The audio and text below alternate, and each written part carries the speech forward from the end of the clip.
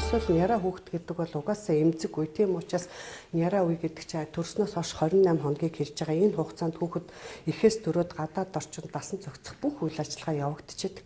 Энэ үед л манай эцэг эхчүүд зөв асарч одоо хүүхдээ зөв хооллож, зөв сувилжил байвал энэ тэр зааг үед гардаг өөрчлөлтүүд бүгд хэвийн болоод явцдаг. Гэтэл энэ үед нь л хамгийн эмзэг энэ үед л манай эцэг эхчүүд зөв асарахгүй олон нийтийн газар хамаагүй авч явах ингээм бол өвдөн. Гэрт одоо хин нэгэн хүн өвдсөн байлаа. Гэхдээ бид нар хамгийн түрүүнд одоо ингээл найтаж чинь хамгийн түрүүнд бид нар энэ гэрт нэгдүгээр энэ хүүхдийн дулааныг хангаж явах хэрэгтэй. Энэ хүүхдийг эсвэл хит бигэнж хит чанга үлгэдэж болохгүй. Хит чанга үлгэдэх юм бол энэ хүүхдэд амьсгалахад бэрхшээлтэй болоод ирдэг. Тийм учраас тэрийг анхаарна. Тэгэхээр тохирсон одоо хувцсыг өмсгөх эсвэл дулаан үлгэдэг, дулаан үлгэдэхдээ сайн эснэр хит чанга үлгэдэхгүй. Орчны дулаан нь бол 22-оос 24 хүн байхаар л тохируулж явах хэрэгтэй. За дараа нь бол гэрт өрөөсөө чихтэй цэвэрлэгийг хийж явах хэрэгтэй.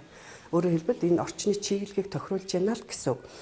Энэ ийм яра хүүхэд байгаа өрөөнд бол ерөөсөө эцэг эхчүүд тамхи энтер татаж ерөөсөө болохгүй. Янз бүрийн утаа хиншүү тийм газар хүүхдийг байлгаж болохгүй.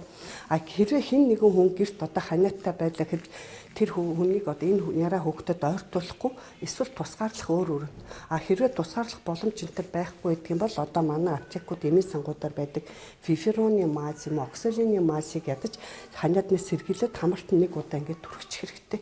Тэгэх юм бол одоо тэр хүнээс бас ханиад авах эрсдэл багасна. Дараа нь бол ерөөсөө айл болохоор энэ хүүхдийг сайн хөхөөр нь л хооллох хэрэгтэй.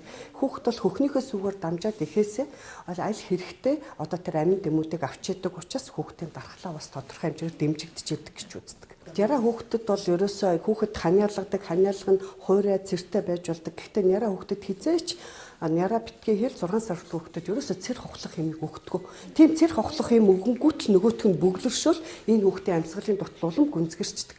Тийм учраас ерөөсөө ямар ч одоо эмчийн заалтгүйгээр ямар ч юм битгий хэрэгэл гэдгийг л зөвлөмөр.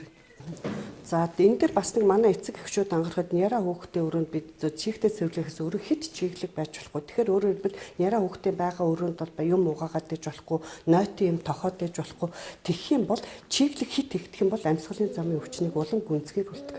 Энийг бас манай эцэг эхчүүд нэг анхаараа. Одоо гаднаа юм угаачаад гэртээ оруулж ирэл нойтон тавиал нөгөөдг нь хатах гасаар байтал маш их чиглэг байдлыг үүсгэж байдаг. За дараагийн нэг юм бол энэ чи өөрөө амьсгалын замын эмгэг учраас зөвхөн амьсгалын замаар халтгаас гадна бидний энэ гараар маш их дамждаг. Тийм учраас энэ яра хүүхдэд хүрэхийн өмнө хүрсний дараа манай эцэг эхчүүд бол гараа аягүй сайн угаачих хэрэгтэй. Зарим улсууд бол гараа угаагаад өөрсөнд нь гар ариутгалын бодис бол байдаг. Тэрийг хэрглэж яж болно. Тэгэхгүй болохоор одоо ингээл яра хүүхд өрхөөр гаднаас олон хүн одоо нөгөө хүүхдийг чи үзэж харах гал зочлоол ингээл харж идэг.